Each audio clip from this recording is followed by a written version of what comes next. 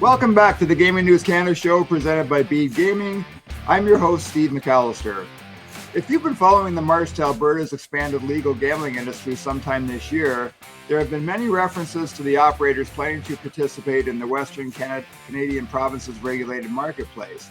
But as the old saying goes, behind every operator are supportive suppliers from a number of specialized sectors. That includes innovation and technology around the development of apps and digital solutions in areas such as geolocation. With Alberta's opening on the horizon, we figured the timing was appropriate to bring back to the podcast the co-founder and longtime managing director of mkodo, Stuart Godfree. Stuart, thanks so much for being back on the Gaming News Canada show. My pleasure, Steve. Thank you for the long standing. That definitely does age me, but thank you for that intro. Well, I figured long standing was more polite than grizzled veteran, Stuart. So Grizzled, yeah. Sometimes I feel like I'm a bit of a grizzled veteran, but thank you very much. It's been a pleasure to come back on and speak to you, Steve. And just to illustrate your victory at the curling, I've worn my Canadian top for you. Yes, we appreciate that. And as we were talking off camera, Stuart, I am glad that you didn't wear your Team USA colors for this recording. We're recording this on Monday, February 23rd, the morning after the Olympic Games ended in Cortina, Italy. And it's funny, Stuart. We were talking about curling, and our old friend Nick Salsky, who's was with PointsBet Canada, and now is running the curling group here in Canada. It's funny. I mean, curling has been an Olympic sport for a long time, and I remember it, kind of getting on sports fans' radar beyond Canada back in 2002 during the Salt Lake City Games. But it feels like it's a sport that continues to get momentum, and every Olympics, people you hear people who normally aren't sports fans, who aren't curling fans, talking about the sport thanks to the Olympics. Well, I think it's that classic thing, isn't it? That if so historically, Team GB's never really had a big curling team, but over the last couple of Winter Olympics, we now have, and of course, it does rather help if you do quite well in as well. It elevates it, and it's becoming really quite decent viewing. I mean, I've been. I don't know about you, but I've been crafty watching all the Olympics actually through the last 2 weeks, and it's been absolutely brilliant. I have to say, I think the Italians did a superb job in how they presented it, and I think it's I can't remember which event it is, which is the skiing and shooting one. The biathlon, yeah. The biathlon. My goodness me, those are athletes. I don't know how they do that, but that was incredible. I was watching that as well on Sunday, and that's apart from the fact they were skiing in the snow. I know you ski on snow, but it was absolutely atrocious, and they were just amazing, absolutely incredible. Anyway, but that's by the by. So the Olympics was superb, and hopefully the French will do a fabulous job in 4 years' time.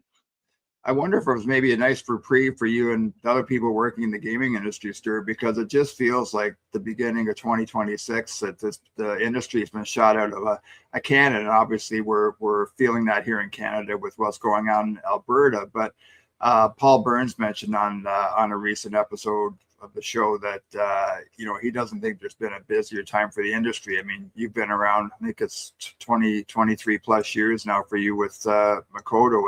Have you seen a busier time for your company? Yeah, so in fact, we're just onto that. So this is our 25th year, mkodo. So we were founded in May 2001, so it's our 25th year, and we've got a few celebrations going on, and that does make me feel grizzled, Steve. But I agree, actually. I think one of the things we were saying is that the big show ICE that was held in Barcelona, so that without a shadow of a doubt, ICE is the most significant, largest gaming show globally now. It's absolutely huge. I mean, you literally, to walk from one end of it to the other, you need to take a packed lunch with you. It's such a big show, and that's a good thing and a bad thing. It's just impossible to do the show in the two and a bit days that it's open. It's just absolutely impossible. But it's incredibly busy. I mean, it was fairly busy for its first event last year, but this year was just massively busy. And as you say, shot out of a cannon.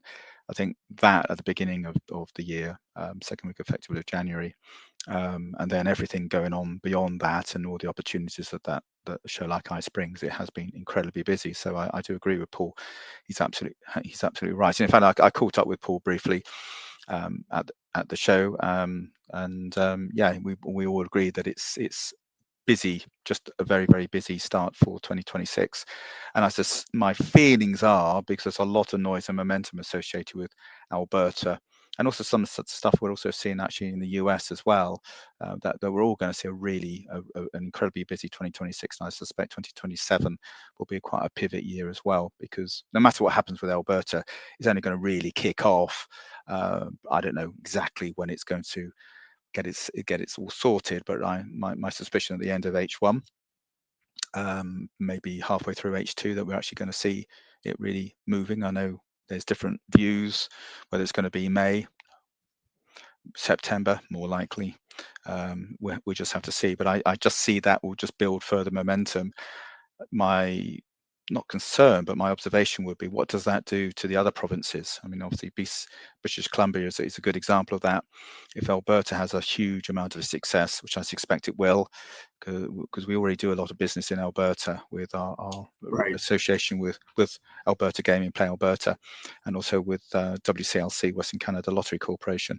It's going to be a huge amount of pressure on British Columbia to open the market up. I can see that.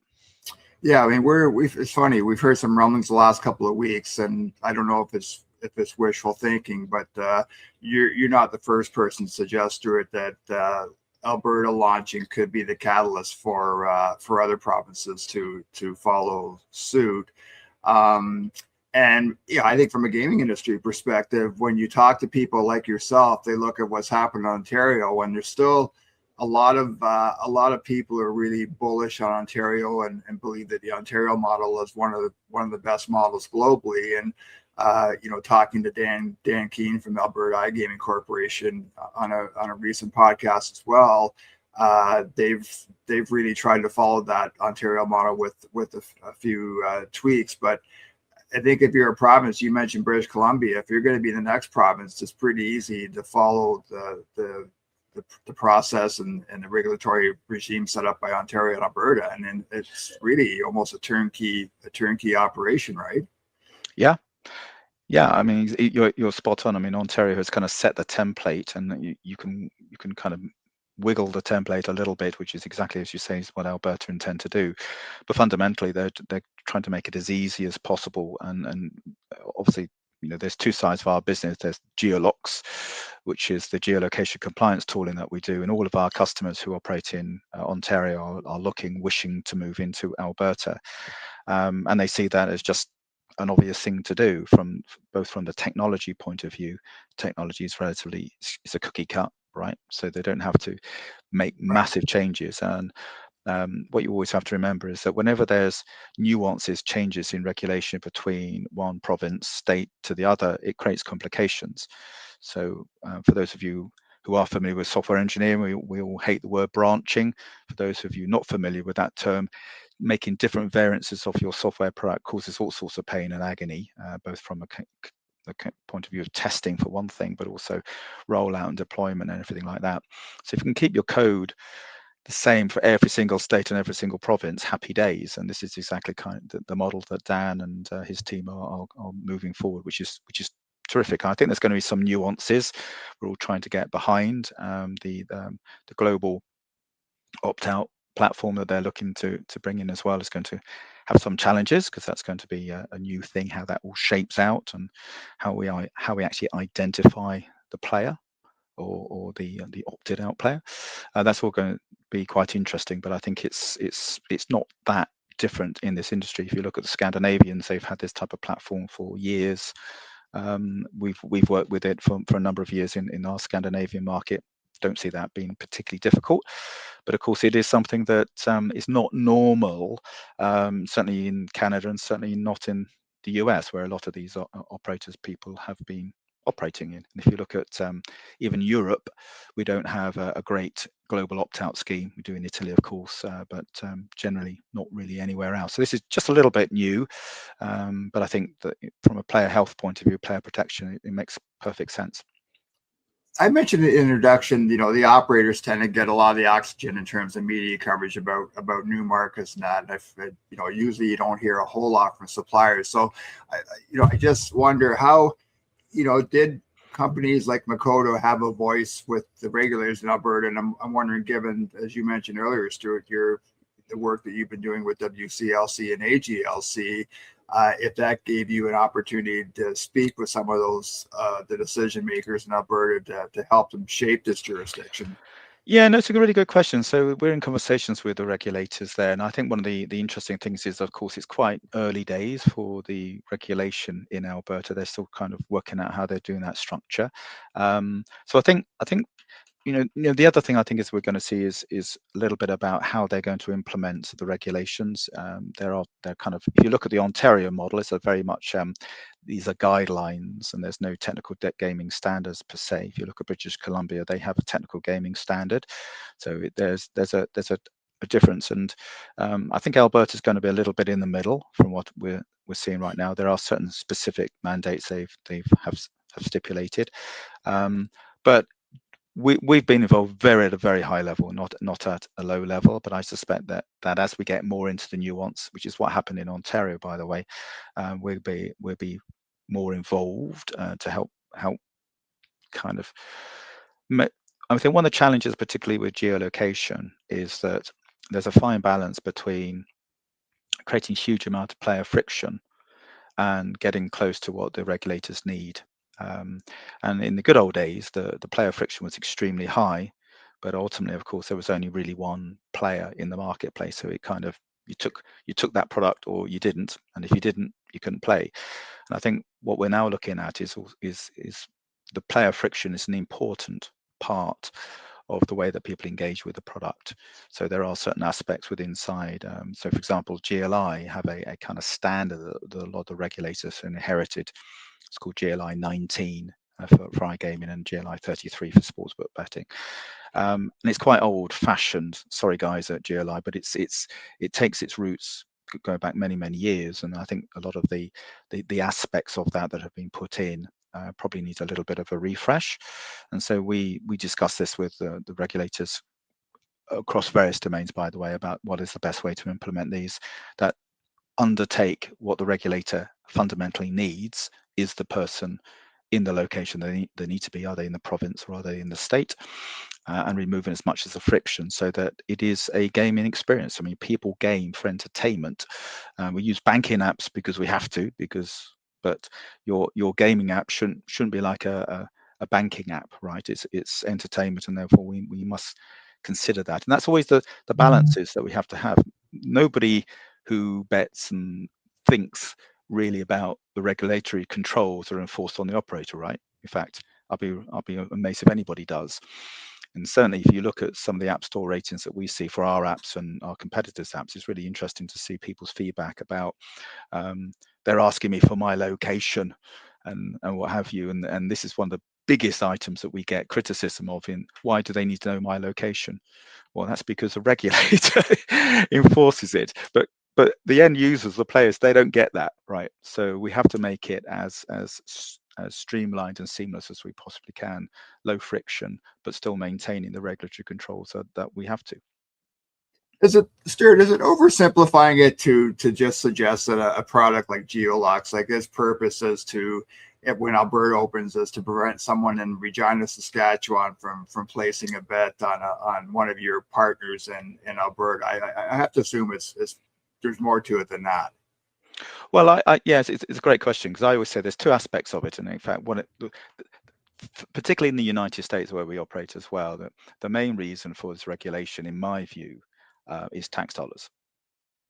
Is really quite simple as that, because there are so many places now, well, relatively so many states that you can sports bet. Okay, there's more sports betting states in the US than there is iGaming, but fundamentally, yes, there's various regulation, and also within inside the US, it's a thing called the Wire Act related to sports betting. But fundamentally, each state wants its tax dollars. If you place a bet in wherever, New Jersey, the New Jersey guys want their tax dollars from that sports bet, right? So the best way to do that is to ensure people are located, so you know exactly where they are. And then obviously there's a secondary side of the regulation control, but fundamentally it's tax dollars. And you may or may not know this, there's actually municipal areas within the United States that have different tax regimes to that state. That makes it even more important that you absolutely know where somebody is. You can't just do it by a zip code or a postcode. That's too vague, because that could actually put them inside or outside. You actually absolutely have to determine with 100% accuracy where they are. And let's face it, it's always the money, right, that makes you determine the right sort of decisions. And in this particular case, we have to determine where somebody is entirely down to making sure that the tax is applied appropriately, plus the regulation that's associated with that, of course. So back to your original question, yeah, there is something else. It's not just regulatory, it's the money, it's tax dollars. Yeah, we've seen that right now, especially with a lot of jurisdictions looking at tax rate hikes, and in Illinois, for example, where the city of Chicago wants to impose a gambling tax now, and I think there's been discussions in Michigan about Detroit doing something similar. So that's a great point you raised. I mean, the geolocation piece of mkodo. I mean, it's a pretty small market in terms of competitors. I mean, what kind of your focus with GeoLocs, Stuart, and trying to have a leg up on your competitors? And I just find it's funny. I was going back doing some preparation for this podcast. We had you on the show the first time back in May 2024, and you made a reference to artificial intelligence back then. And I have to feel, even though it's only 2 years ago, it feels like AI's come a long way since then. But how do you differentiate yourself from those 2 or 3 competitors that are out there in the marketplace? Yeah, it's a good question. I think a couple of things really with that is, one is that mkodo's been doing geolocation. I think I mentioned this in my last pod, so I won't repeat it because I'm sure there will be a link back to, I can't believe it was 2024 we last spoke, Steve. It's incredible. But we come from doing geolocation. Our first geolocation platform we shipped in 2011 when Apple opened the App Store, and we had to build a geolocation platform. It's evolved ever since like that. And I think the important things for us is that we work very closely with our customers. We're still evolving our product, and I always kind of call it blacksmithing, if you're familiar with the term of a blacksmith. Yeah. Is your customers beat your products into shape based on what they need, and I think it's very clear that there's one particular competitor in this marketplace, which is GeoComply. I don't mind mentioning their name. They've been in the market and they've had their product blacksmithed for a number of years by a number of very large operators, and that's a good and a bad thing. One is that the product gets perhaps directed in a particular route specifically for certain types of operator, and therefore they kind of get constrained by some of those items. And a really good example of that is that product is very USE centric in the way that it kind of has been built. Because we have operated in jurisdictions pretty much globally for our apps for many years, our product is very configurable, and allows us to configure it in what is popularly called no code. So we have menu options that you can build out your workflow, and so that gives us a little bit of an advantage in that we can move into new markets like Brazil. It's a really good example. Brazil is a very large, very strong market for us right now, and we have some very high important customers there that we're doing. Quite literally, we had a big internal number the other day. We did over 1 billion geolocation checks now in South America, which is really quite lovely, and we should see that growing even further over the next 3 to 6 months as well. But it's important that you can adapt your product very quickly into these new markets. But also, if that market makes certain changes, and there's sort of noise that the Brazilian market will make some further changes in the way they go about things, we can easily adapt to that. So I think one of our value propositions is that we have a very adaptive product, but also because we listen to our customers, and we're kind of the back running guys trying to catch up from a market share point of view. We are listening to our customers, and in fact I was with with my customers a couple of weeks ago, and it was great talking to them because they asked me about, have you thought about doing this? And in fact the irony was, we had thought about doing it, but we didn't think it was a particular priority. So suddenly it's now a priority. And that's the kind of, but that is the kind of company that mkodo always has been. We very much listen to what our customers and build our products to what our customers need.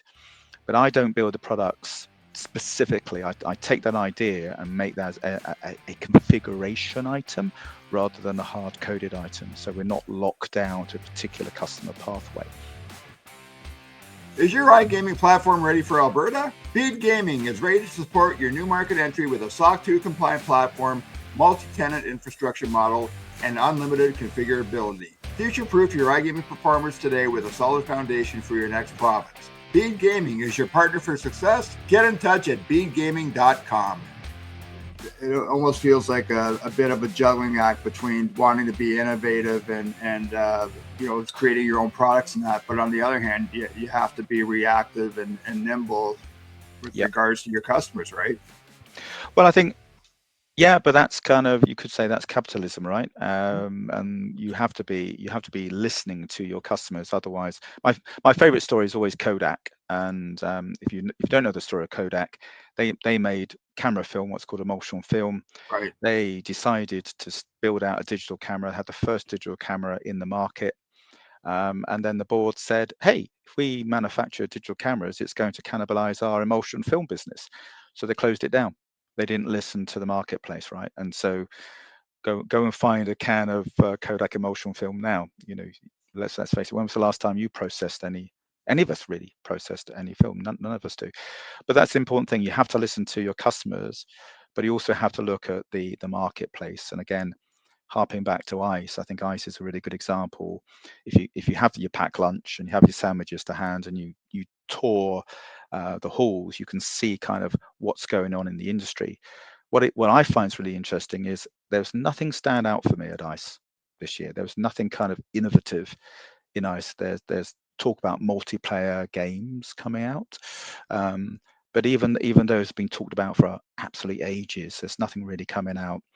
But what we are starting to see, though, I think is where we talked about AI just a moment ago. You just mentioned AI.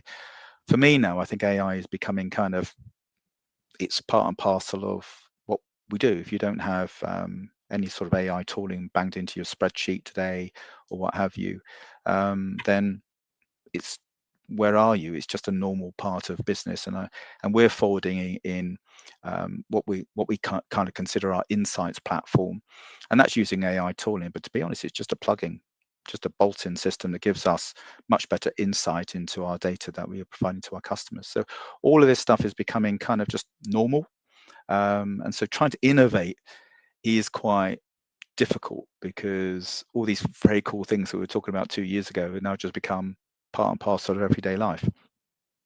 Just quickly on a broader AI question, Stuart, I just wonder, there's a lot of hand wringing we see here in Canada. I'm sure it's the same situation in the UK about, AI is going to replace people, and that debate about where does the workforce fit in with AI? Like, what are your thoughts on that?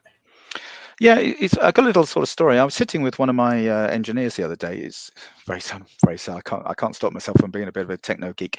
And he had a basically AI plug-in into his development, into his IDE, his integrated development environment. And years ago, as software engineers, we used to use something called Stack Overflow, which is your go-to place to get little bits of code and stuff like that. And you don't need that now. You can literally, the AI tool will say, hey, I've got this bit of code for you, or you could do this. And it's actually very, very cool. And I'm just thinking, actually, to be honest, that's not much different from where I was many years ago when we didn't have access to the internet and we used to use bulletin boards.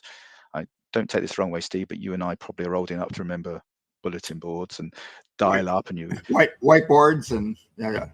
Yeah, but you used to dial up this place, download a software update, and then plug it into your PC and blah blah blah. Right. And then the internet came along, and you didn't have to do any dial up anymore, and life was better, and you could just search it. And then this thing called Google came along, and it was much easier. You know what I mean? But it's just evolution. The only thing I do worry about is that how do you get onto the software development ladder as a young person? That's the only thing that I worry about, because you're always going to need competent, experienced software engineers, architectural engineers. That people have seen it, right? But actually handcrafting that early part code, these AI tools do it really well. They don't do it like you would put it into production. Well, I don't think so. There may be people who would put it straight into production, but you wouldn't necessarily put that into production. You would want a senior engineer to look at the code, clean it up, maybe make it more sort of operationally manageable. But the guy that normally the junior guy who kind of creates that initial sort of piece of code, probably from Stack Overflow originally, where do they sit? And that is the concern that I have. So I mean, we have a graduate scheme, and we're going to continue to drive that forward at mkodo. But that is the challenge, and I think what you're going to see actually maybe is less software engineers needed, but more sort of business analysts and those sort of roles, which are irreplaceable. If you don't have a good business analyst, you honestly can't get product out the door.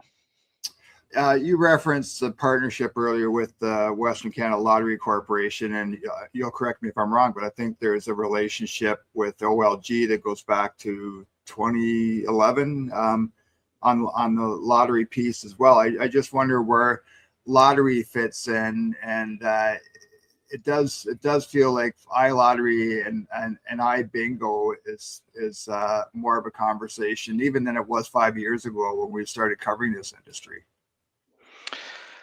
Yeah, well, I mean, I'll put my cards well into it, but I'm very, very fond of lottery. I think lottery does a lot of very good things. It's quite often understood.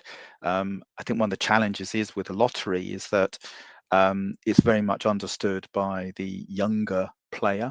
It's a product that you kind of get old into. I remember being at a conference, and this guy, this very young guy, was on the panel, and he made a very bold statement that basically said there's a whole bunch of lottery people in the room, including myself, and he said, your customers are dying, what are you going to do?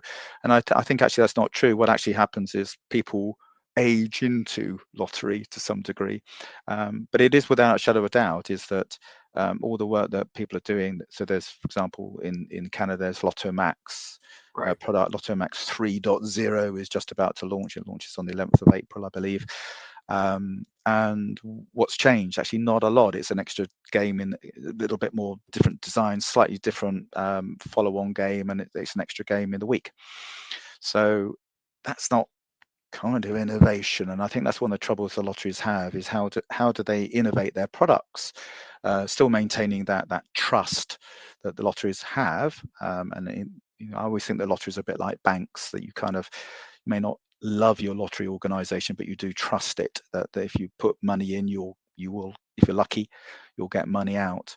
But how do they alter their products and their position to be more appealing to the younger audience? Some may say, well, we don't really need to, because our younger audience age and then start thinking as lottery as a pension opportunity. But the reality is that lottery, certainly in normal bricks and mortar retail, is struggling, partly because people just ain't going into bricks and mortar really. Right. And that is a reality. So how do we enable those sort of traditional lottery retail environments? How do we bring those into the 21st century? That's the big challenge. And there's lots of things that are actually happening which are quite exciting. The problem is we have a regulator. So in the same way that when you buy cigarettes or alcohol, a lottery product is considered to be an over 18, over 19 product. How do you sell it in a retail environment where you don't actually have anybody there? So if you think about retail today, it's all self-checkout and moving heavily to self-checkout or very low levels of retail staff to assist you. So how do we make that happen? And that's one of the big challenges. And one of our big challenges is, can you get that classic lottery person who buys in retail moving over to iLottery? And bearing in mind it's quite a cash sensitive product, that's quite challenging. And the onboarding process for iLottery is quite painful. So the whole registration process is quite painful. It just puts people off. How can we make that simpler? And in fact, it's a bit of a kind of bit of self-advertising really, but the Lotto Spot product is a really good example where it has a very, very low level of registration process, well within the regulation. And that's why it's been so successful, because you can just simply sign up with your email address, put your date of birth in, put your credit card in, buy a lottery ticket. That's it. Anything else, anything more sophisticated, anything more beyond what you have to do with Amazon is just going to stop people wanting to buy a lottery ticket.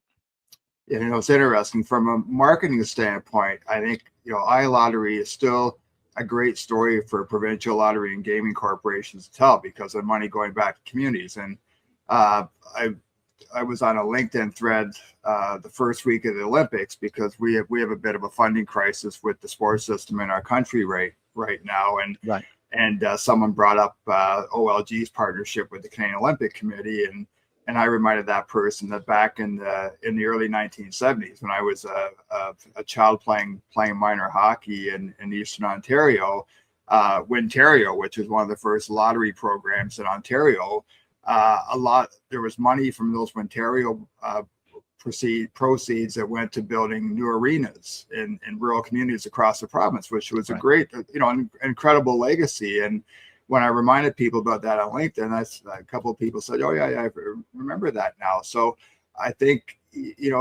again, you would think there might be a simple way. Like I have an 87-year-old mom who's, on Instagram and Facebook to keep in touch with the children. And you would think that there is an opportunity to make something who, still buys lottery tickets or my father, and have something that you don't have to be a tech genius to sign up for an account so you can continue buying your lottery tickets. Yeah, I mean, it's quite interesting. We have a lot of, I'm starting to see that happening in North America generally. We have a lot of what's called social lotteries starting up. So there's all sorts of different types of things. Sometimes they're called the healthcare lottery. The postcode lottery, again, is a good example in Ontario.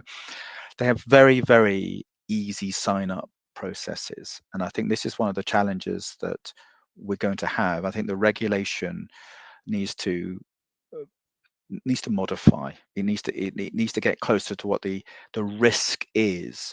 The trouble is today, I think, is a lot of the regulation around lottery is no different really from the regulation around iGaming and sports wagering, right? That yes, there is potential consumer harm in buying lots and lots of thousands of lottery tickets, but that's kind of manageable. I mean, certainly, I think. You have less issues with people having ongoing gambling habits buying lottery tickets than you do on iGaming or wagering, right? Sports wagering. And I do think the regulation needs to be mindful. There is kind of the lottery casual person and then the full wagering person. And if we can just make it easier for people to be on board for lottery, that would help a great deal to get people moving over to an iLottery model. There is some technology associated that we have to change some of the ways that the back office platforms operate, particularly with credit cards. But all of that is just tech, right? It can be sorted. It's the regulation that I think needs to be more aligned to what customers want and expect today. Hey, Stuart, last question. What's at the top of the to-do list for mkodo in 2026? And just a follow-up, like where does Canada fit within that list? Well, the fact that you guys beat us in the Olympics, I think I might not come over to Canada ever again. No, I'm joking. Seriously, so 2026, I think, is just building on our strengths, really, making sure our teams focus and get focused with our customers. That kind of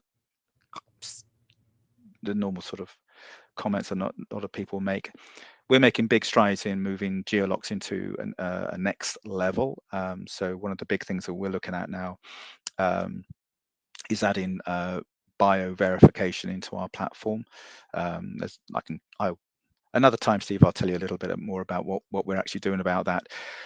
But what I'm trying to do is just add building blocks of innovation and capability onto GeoLocs. So if people just want geo compliance, hey, we can do that. But if you want a lot more capability, give your problems to me type of thing, then we'll take that on, building very high powerful, very scalable capabilities. That's kind of what we do. So that's my main focus in 2026, and certainly Canada is a very important market. We work with the large majority of the lotteries in Canada, and it's always our pleasure and privilege to work with them. In fact, I always find working with the Canadian lotteries quite exciting because they are, as far as they can be with inside the regulatory control, here I go about regulatory control, are as far forward looking as they possibly can. And one of their challenges is, how do I not cannibalize my retail market for iGaming and vice versa? And they've always got that kind of challenge working with inside a regulated market. So hopefully, and I'm confident that Alberta may lead the way on how a kind of really innovative regulatory model can be successful. Stuart Godfree is the co-founder and managing director of mkodo. Stuart, great to have you. The long overdue conversation, and I do hope you will change your mind, and we'll see each other at the SBC Summit Canada in May. So I'm sure the pain will go away from Bruce Mowitt's loss to Brad Jacobs at the Olympics, and we are going to see you in Toronto this spring. You will. That's it for this episode of the Gaming News Canada Show presented by Bede Gaming. As always, you can find our interview with Stuart on the various podcast apps. You can also watch Stuart and I on the Gaming News Canada YouTube channel. Again, thank you to all of our loyal listeners for tuning into this podcast, and we will see everybody again very, very soon. Bye.